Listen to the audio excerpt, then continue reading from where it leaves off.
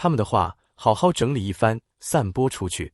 夷陵老祖强逼村民搬迁，水淹故居，毁人祖坟，差点害100多户村民妻离子散，家破人亡。韩光君为邪术迷惑，纵人行凶，仗家世欺人，狂妄承诺赔偿村民全部损失。夷陵老祖在安康残堤试验新术，招致反噬，坠入洪水。聂家下属双眸发亮。宗主英明。聂怀桑道：这不是我说的，这是村民们众口一词。聂家下属连声称是。魏兄啊魏兄，我无意害你性命，只是世家格局，军事为上。你孤身一人阻汉江洪水足足4克，有通天彻地之才。姑苏蓝氏既得了一个可抵千军万马的你，便不应再继续得意下去。满招损，谦受益，实乃天道。突然，不远处亮起冰蓝色的光芒。聂怀桑问道：那是？宗主是传送阵。聂怀桑悠悠叹道：韩光君以一人之力毁前朝大堤，又不眠不休，问灵2日，现下还有灵力直接施行传送阵，果真是间谍情深，令人动容。面上却已换了一副良顺的笑容，脱下外袍，给一身冰浸的魏无羡盖上。来人的确是蓝忘机，食指颤抖，双目赤红，面如苍雪，十分可怖。聂怀桑温和道：韩光君不必忧心，魏兄还活着。韩光君，您先去吃点东西吧。蓝思追小心翼翼的道：这里有我和金陵先看着。蓝忘机道：不用。金陵和蓝思追对视一眼，蓝思追默默摇头。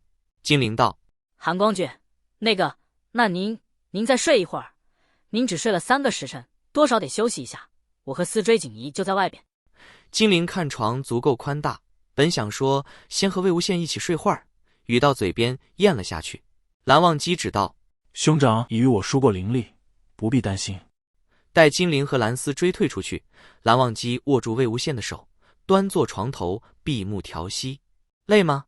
的确很累，但他不想错过他醒来的那一瞬。他似乎一直在寻找他。射日之争时，他被扔下乱葬岗，不知所踪。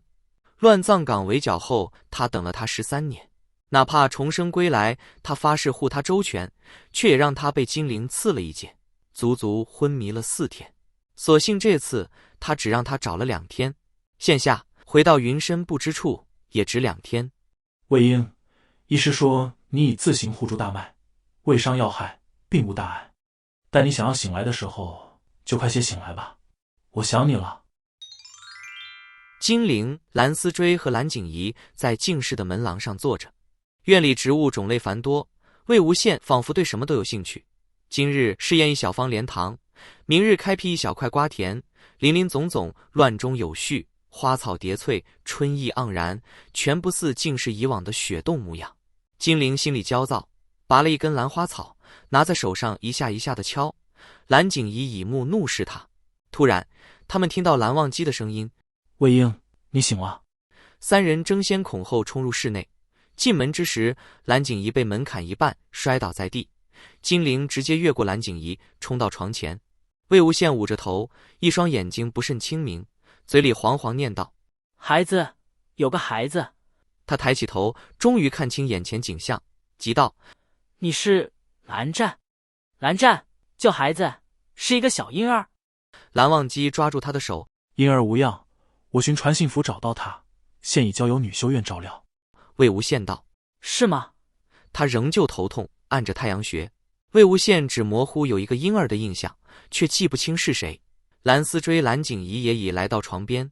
蓝景仪道：魏前辈，你可吓死我们了。金陵道：你怎么又搞成这样？多大人了，还这么莽撞？魏无羡看着3个少年人，一人着金星雪浪袍，衣上刺绣精致无伦，在胸口团成一朵气势非凡的白牡丹。另2人着蓝氏校服，配卷云纹抹额，金绣轻盈，缓带轻飘。3人皆是一样的关切神色。魏无羡道：你们是谁？这是哪里？众人顿时变了脸色。金陵道：你不认得我了？魏无羡仔细辨认这名少年，朱砂点额，面容俊秀，眉目间与江城依稀有2、3分神似。魏无羡道：抱歉，我记性差，这位小兄弟好像的确未曾见过。蓝景怡急忙道：那我呢，魏前辈，你看看我。蓝思追也道：魏前辈，我是思追。魏无羡仔细看这两名斯文秀雅、仪表不俗的蓝家亲眷子弟，摇摇头，表示都不认得。金陵急道：魏无羡，你如果又是在开玩笑，我就……忽然意识到韩光君还在一旁，急忙住了嘴。魏无羡转过脸去看蓝忘机，这屋里他就只认识他一个。魏无羡道：蓝湛，你脸色怎么这么差？蓝忘机攥紧的手心忽地松开了，至少他还认得他。蓝忘机道：魏婴，这里是云深不知处，竟是……你可还记得些什么？魏无羡脑内嗡嗡作响，努力想了想，突然喊道：金陵，我要去找金陵。婴儿，有婴儿要救。魏无羡猛地抓住蓝忘机的衣袖：我怎么记得有个婴儿出事了？是不是金陵？蓝湛，你快带我去金陵台。蓝忘机握住魏无羡的双臂：魏婴，冷静，不是金陵，你救回的是一名女婴。你落入洪水之中，昏迷4日，记忆有损。你所救女婴现在养在姑苏蓝氏女修院，十分安全，你不要担心。魏无羡喃喃道：不是金陵。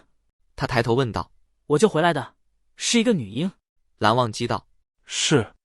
那个孩子现在很安全？是，安全，并且十分健康，一会儿可以让人抱来看看。那金陵呢？蓝忘机看一眼金陵，金陵也很好。魏无羡放心了。蓝湛说的一定不会错。蓝忘机的声音又低又瓷，听他说话，魏无羡脑内回荡的噪声好像一点一点减轻了。蓝忘机道：魏婴，你所记得的最近的事情是什么？昨日、今日发生了何事？你明日将要去做何事？魏无羡仔细想到：满月宴，金陵的满月宴，我明日要去参加金陵的满月宴。蓝忘机依然握着他的双臂，他也不觉有意，偏头问道：蓝湛，你也会去吗？突然魏无羡又情绪激动道：我的银铃呢？我的银铃还在不在？你说我落入洪水，那我的银铃是不是被冲走了？金陵从刚才起就心绪起伏，现在更是忍不住了，问道：什么银铃？魏无羡看他一眼，觉得面容熟悉，于是道：跟你们说说也无妨，是我给金陵做的满月礼，我刻了很厉害的符咒，可驱妖辟邪。金陵眼眶发红，取下指环递过去。是不是这样的符咒？魏无羡接过指环，细细摩挲其上的金星雪浪。的确是类似的符咒，但又比我的那个强一丁点。咦，除了辟邪符咒，还加了其他东西。魏无羡仔细把玩一番指环，做这东西的人倒真是个天才，竟然比我稍微厉害那么一点儿。金陵深吸一口气，和蓝思追、蓝景怡对视一眼，直直地看着魏无羡，笃定道：我就是金陵。所以你的意思是？魏无羡一边喝粥一边道：我一觉醒来已经是20年后。蓝湛，这是真的吗？暖粥一勺一勺下肚，脑海中那阵晕眩感减轻不少。魏无羡渐渐觉得神思清明了。蓝忘机道：是。这可真是有意思。